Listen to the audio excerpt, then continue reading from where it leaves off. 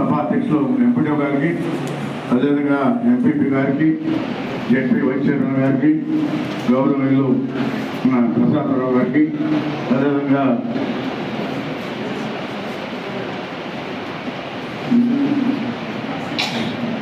తాలూకాన్ గారికి, municipal commissioner గారికి,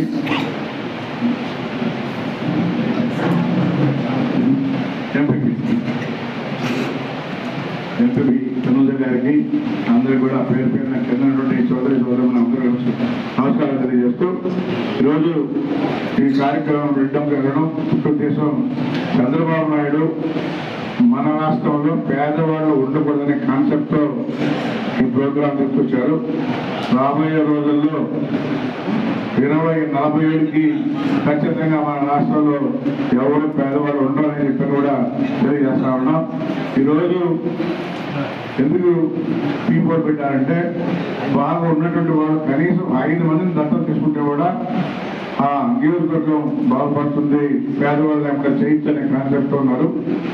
వీలైనంత వరకు ఎవరైతే తీసుకోగలరో బలవంతమే లేదు, 5 ఫ్యామిలీని దత్తత తీసుకుంటే వాళ్ళ మంచి అంటే చూసుకుంటుంటే వాళ్ళు కూడా మంచి పొజిషన్ వస్తారు.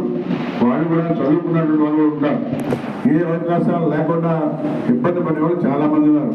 అందుకని మనం దాంట్లో తీసుకుంటే మనం చేయాల్సిన వరకు చేయించని చెప్పడం తెలియజేస్తా ఉన్నా.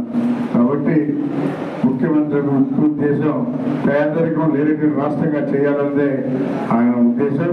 ప్రతిరోజు కూడా ఆయన రాష్ట్రం బాగుండాలి, ప్రజలు బాగుండాలి అని కోరుకునేవాడు మన ముఖ్యమంత్రి చెప్పిన కూడా తెలియజేస్తూ, కాబట్టి అందరం కూడా తలా